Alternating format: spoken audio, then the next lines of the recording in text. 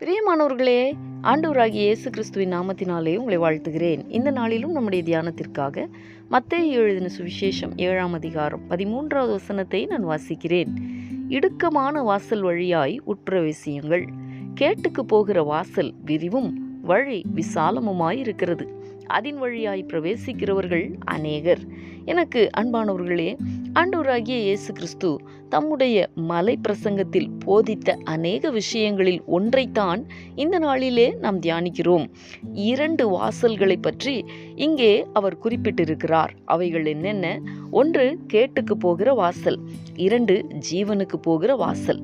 அதில் கேட்டுக்கு போகிற வாசலை குறித்து ஆண்டவராகிய இயேசு கிறிஸ்து சொல்லி இருக்கிறதை கவனியுங்கள். அந்த வாசல் விரிவான வாசல், விசாலமான வாசல், அநேகர் அதன் வழியாய் பிரவேசிக்கிறார்கள் என்று சொல்லி இருக்கிறார். அன்பரே, இவ்வுலகத்தில் எப்படி வேண்டுமானாலும் வாழலாம், இஷ்டப்படி வாழலாம். நம்முடைய வாழ்வை ஒரு முறைதானே வாழப்போகிறோம். அதனால் இவ்வுலகத்தின் இன்பங்களை அனுபவித்து விருப்பப்படி வாழ்ந்து தங்களுடைய ஓட்டத்தை முடிக்கிற ஒரு கூட்டம். இப்படிப்பட்டவர்கள்தான் இந்த விரிவான விசாலமான வாசலை தெரிவு செய்கிறவர்கள். பலரும் இதன் வழியாய்த்தான் தங்களுடைய ஓட்டத்தை கடக்கிறார்கள். ஆனால் அது கேடான வாசல், தவறான வாசல். இந்த வழியில் கடக்கிறவர்கள் கேட்டுக்கு போகிறார்கள் என்று ஆண்டவராகிய இயேசு கிறிஸ்து சொல்லி இருக்கிறதை கவனியுங்கள்.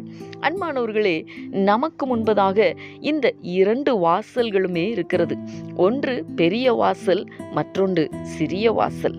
தெரிவு செய்யும் சுதந்திரம் நம் கையில் தான் இருக்கிறது.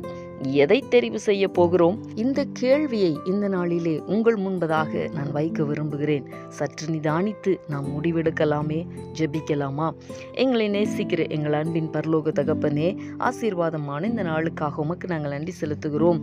இந்த நாளிலும் ஆண்டவரே, கேட்டுக்கு போகிற வாசலை குறித்து நாங்கள் தியானித்தோமே. ஆண்டவராகிய இயேசு கிறிஸ்து சொல்லும் பொழுது அநேகர் அதன் வழியாய் பிரவேசிக்கிறார்கள். அது விரிவான வாசல், அது விசாலமான வாசல் என்று சொல்லி இருக்கிறீரே.